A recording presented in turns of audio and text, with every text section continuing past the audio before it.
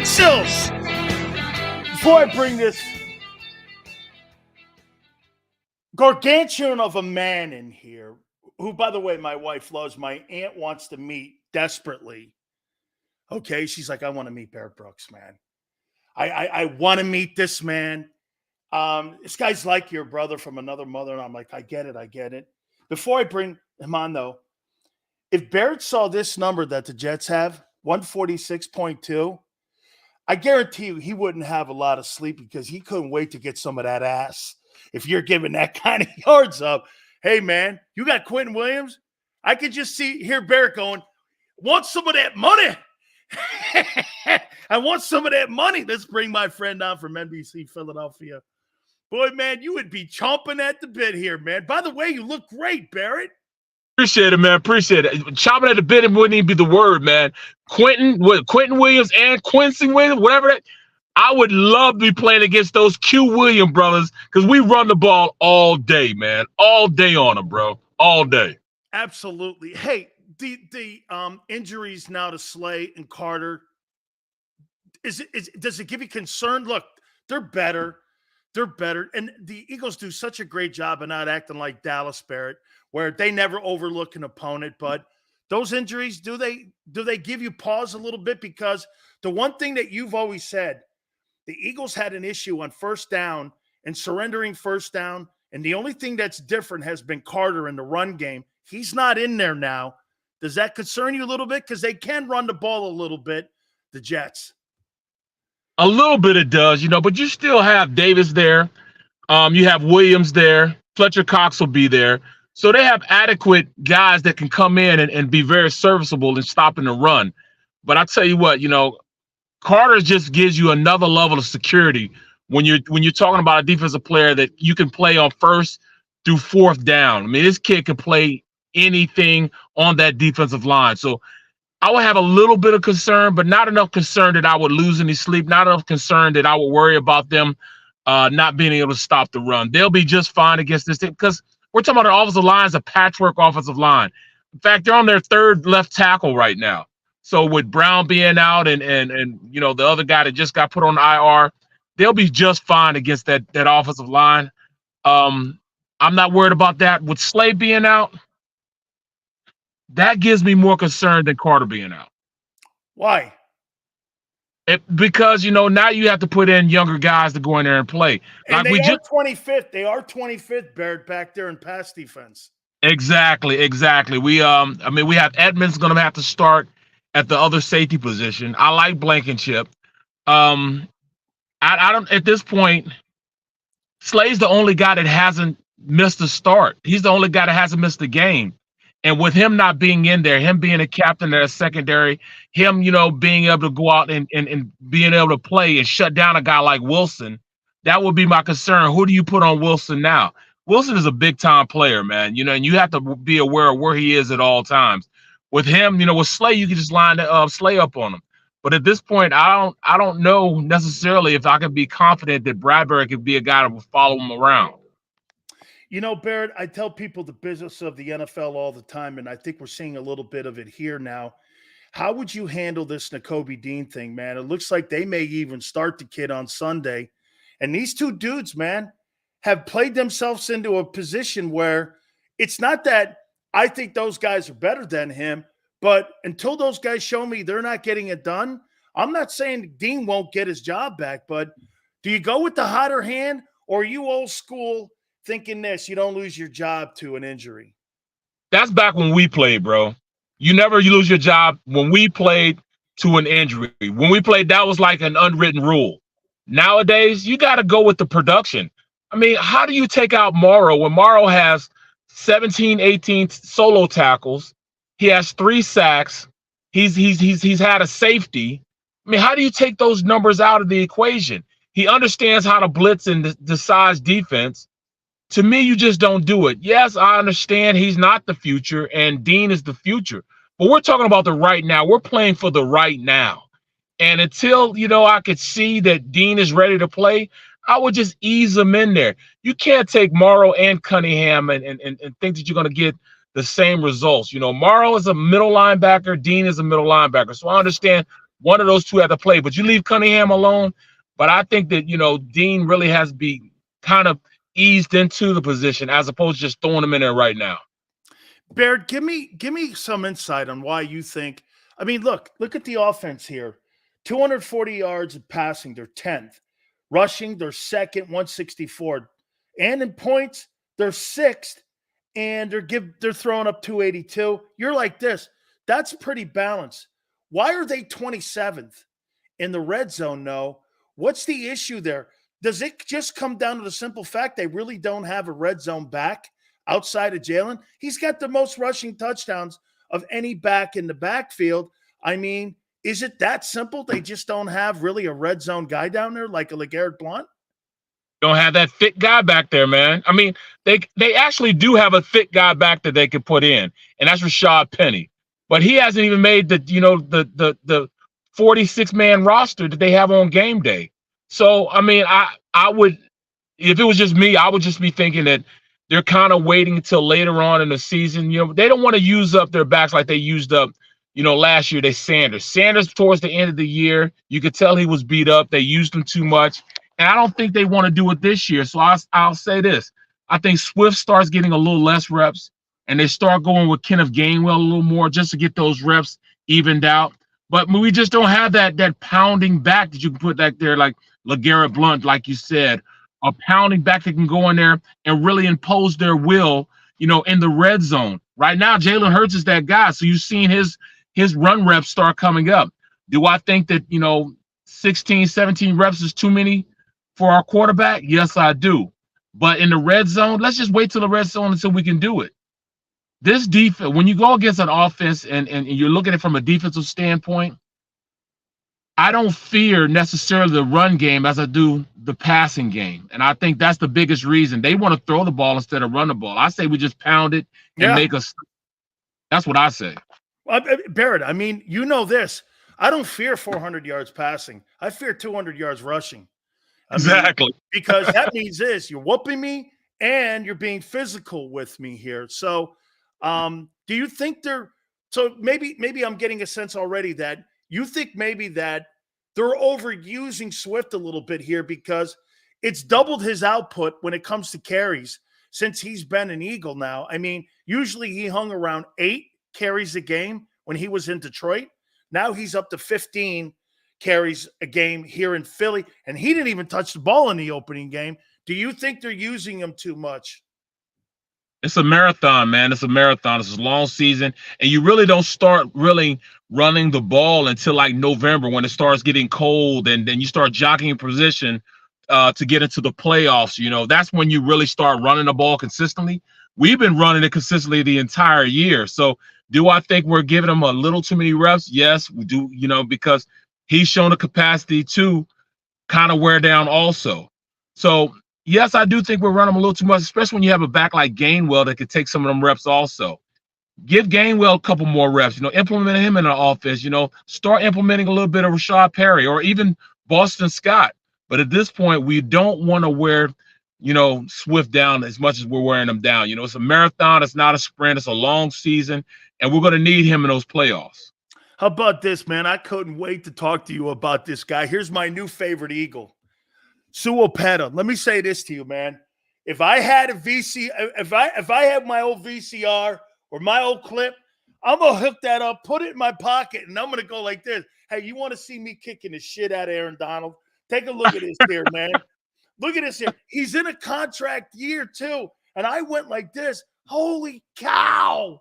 Is that guy gonna make a ton of money, man? Barrett, he was on an island at least 10 times in that game with him. Against Aaron Donald. Come on, man. Come on. He's a UDFA. Yes, what's that? He's an undrafted free agent. I mean, Bro. He wasn't drafted. It's just really a testament to Jeff Stoutland. Stoutland University at its finest, man. And they didn't change the offense with him being in there. They have that much confidence. And I kept referencing this the entire week. I was like, look, he's losing sleep right now, but he also understands that he can write his check. He can write his own signing bonus if he plays well against Aaron Donald. That tape right now is worth its weight in gold. because he went out there and they didn't change anything up. They didn't slide the line to him. They just virtually let him play, and he did a fantastic job just going out there and playing man-on-man physical football against the best defensive three technique in the league. So, I mean, I got to give him his props. He played his way into some major contract money coming up here. So, yes, he's going to make him some money after this season's over with. How about this, man? I'll tell you what, one of the things, yeah, he's got Quentin Williams this week. So who's all pretty good. Like you said, so if I have an A game against Aaron Donald and Quentin Williams, I mean, he keeps his job, right? When Cam Jurgens comes back, you leave him in there, right? Well, I mean, it wasn't a step off from when Jurgens was in there, and you might have got a little more physicality with him being in there. You might lose a little athleticism and blocking at the second level, but when you can solidify the line of scrimmage and double team like they were doing and driving guys off the ball, maybe you keep them in there just from a all right, I want to kick your ass standpoint. You know what I mean? A physicality standpoint. How do you think Hurts has been playing? I think he's been doing well enough and progressing well enough that this team is going to be ready to rock and roll by the time playoff time comes or in jockeying for position for playoff time. I don't need him to be Jalen Hurts from last year right now, but I do need Jalen Hurts to continue to play the way he's playing, getting the ball out of his hands. His maturation, his offense is getting better every single week. And then, like I said, he's climbing that hill. And as he's climbing that hill, he's only fortifying himself as a major player as far as being one of the major quarterbacks in this league. So Jalen Hurts has done enough that we can enter him into the conversation of still being one of the top echelon quarterbacks. Has he done enough to say that, all right, he's an MVP quarterback? No, but he is one of the upper echelon quarterbacks. Do you agree, Barrett, that the offense last week, once they tried establishing Goddard, got him going, didn't it look like last year there was a rhythm to it? There was a flow to it. It just seemed to me that it looked like 2022 for the first time with him getting out in the perimeter. I tell people this all the time that have come on the last couple of days. Man, when it was 17-14, that 3rd and 11, he got out in the perimeter, broke that tackle, went up the sideline. I went like this. Man, that breaks your back. That just kills coordinators, man. But everything opened up, I thought, because of Goddard. Do you agree? Goddard, I tell people all the time, the tight end is a quarterback's best friend. It's the easy throw. It's in the middle of the field. And when Goddard started taking off the way he took off, now you got to allocate resources in the middle of the field to stop him. And when you do that, you can't sit a spy on Jalen Hurts. You have to react to the tight end, which takes your eyes off Jalen Hurts, and it opens up everything else for us, the running game and in the offense. Things start running smoother when you can control the inside. We can already control the outside with Smith and Brown.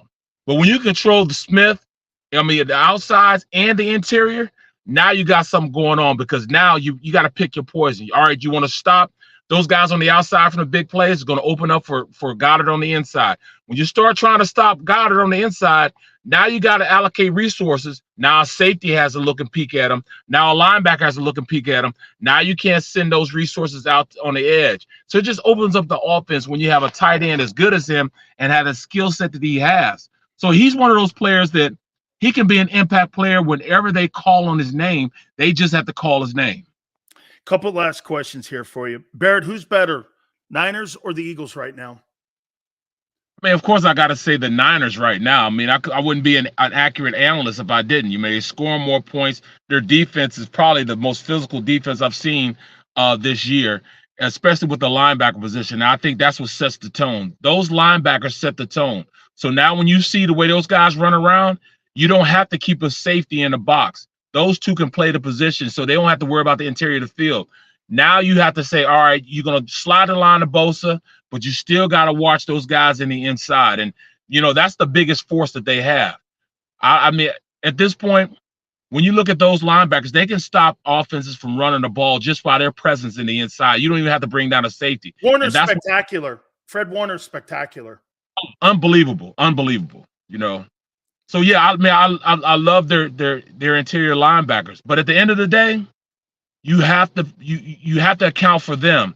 Not just Nick Bosa, which opens everything up. Now we play them, it'll be a different story because now their secondary isn't as good as it used to be, and they definitely can go out there and really have some big gains out there on their secondary because I believe they can block Bosa. They're gonna have to slide the line of Bosa, but can Dallas Goedert and the running back keep those guys in the inside? Will Swift be able to match up well against those guys in the inside as far as linebackers? That'll be where the business will be won at, in the interior with Swift and Goddard in the middle of that defense. All right.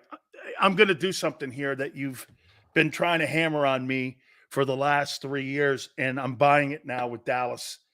You got your soul taken from you by the Cardinals. Then you got your heart taken away from you by the 49ers, and you still paraded all around this week going, I'm just as good as San Francisco. Hey, that was a bad night. Hey, I'm watching Kelsey bitching about the red zone issues, and the Eagles are 5-0, and they know with the schedule coming up, they know reality. I'll tell you something, Barrett, that football team in Dallas, I will never trust them again. It's like a chick that cheats. It's like a chick that cheats on you. You keep going back to her because you think she's good looking and she's going to do the right thing by you, but she's not gonna, and you know better. But you still keep, and you're like, that's it, man. I mean, dude, that team, in my opinion, I think Micah Parsons is so not a physical player. They ran right at him, Barrett. I mean, Well, that's what I think. Would you agree the Lions are better? Well, you know what? I'll say this. If you run at Parsons, now you take away from the speed and agility that he has. If you're running right at him and hitting him in the mouth, he'll jump around blocks. So when you jump around blocks, it opens up a natural hole. That defense is why they were ranked as high as they were ranked. Like they were good. They were as good as they were, that everybody was saying they were. Once Diggs left, once these injuries started happening, and then you kind of nullify, Michael Parsons' role in them running the ball instead of passing the ball, then you're taking away one side that makes him great, and that's his pass rushing ability. Just run right at him. I'll say this. The Detroit Lions are more physical than this Detroit team. Than this Cowboy team. And head-to-head, if they run the rock, they could beat Dallas and beat them up physically. They can definitely do that. I think the Chargers are going to beat them this week. Oh. Hey, you know what? Get Eckler back. Yes. They get Austin Eckler back. I think that, and you got Kellen Moore, who kind of knows the other side of the room over there and what those guys That's do. the advantage. That's the advantage right there. That's the advantage. He knows the offense. Dude, you lost yourself a ton of weight, man. Yeah, bro. Lost 90 pounds, man. Health is wealth, bro. Yeah. I'm rock and roll, man. I'm feeling great, bro. I feel like I can go play until I look at 907. Then I say, yep, let me pull the reins back. I ain't going. All right, last question for you. Who's Mr. Philly right now, Jalen Hurts or Bryce Harper? Bryce Harper can run for president here in Philadelphia. He is the man. Phillies, man. I mean, you look at it, the Phillies are setting the foundation of Philly being a sports city again, a sports town. They went to the World Series last year. The Eagles went to the World Series. To the Super Bowl. This year, they're going to win the World Series, which means tit for tat. Eagles win the Super Bowl. Let's go, baby. Let's go. Thank you, Barrett. I appreciate it. Have a great weekend, my friend. You, man. Take it easy, bro. You got it, man. That's my good friend, Barrett Burks. Man, I love him from NBC, Philadelphia. Make sure you check his ass out, too. Absolutely, man. Don't forget this segment with my friend Tone. That'll be at the bottom of the hour. Kayla Santiago will join us at 4:30, and then the much anticipated Philly Godfather. Yes, sir. I think you guys got something to say to him. All right? I think you got something to say to him. Absolutely, man. By the way, don't forget, too, our great giveaway that we have with our friends at Hooters. All you have to do is fill out a email it to us, the code word that we have, and you end up getting yourself an opportunity at winning yourself some merch and a gift certificate. Simple as that. We'll announce it on a Football Monday. Can't wait.